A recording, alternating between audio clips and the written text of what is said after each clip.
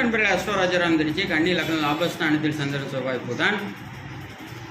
லாபாதிபதியான சந்திரன் 3-8 கூடிய செவ்வாயுடனும் லக்னாதிபதி ஜீவனாதிபதியான புதன் சேர்ந்து லாபஸ்தானத்தில் இருப்பது. அந்த சந்திரன் ஒளிபெருந்திய நிலையில் வளர்வரையை நோக்கி செல்லக்கூடிய சந்திரனாக இருக்கும்போது சந்திர திசை, செவ்வாய் திசை, புதன் திசை 3 திசையும் மிக உச்சிறப்பு. என்னங்க கடல் கடந்து சரராசியாக கடந்து பொருள் நீட்டி வாங்கட்டும் ஜாதகமான ஒரு தைரியம் தன்னம்பிக்கை அனைத்தையும் வந்து கொடுக்கும். ஆனால் இருள் சந்திரன் அந்த வச்சு செஞ்சிடும். மூத்த சோர உருவங்கள் அனைத்து வந்து பாதிக்குமே. ஜாதகமான செஞ்ச மனக்குழப்பு, ஜாதக நரம்பு சம்பந்தமான பிரச்சனை, ஜாதகருக்கு மன உறுதி இருக்காது, தைரியம் இருக்காது, தன்னம்பிக்கை இருப்பாது, மிக மிக மோசமாக.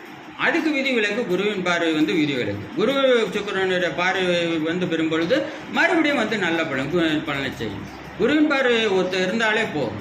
சுபக்கிரக வந்து பார்வைக்கும்போது 3 திசையும் வந்து நல்ல பலனை கண்டிப்பாக வந்து செய்யும். 2026 சட்டசபை முதல்வர் யூடியூப்ல போய் தமிழ் சேனல் அஸ்ட்ரோ வரும். 2022 விதி மதி கதி சாதமாக இருப்பா அவரே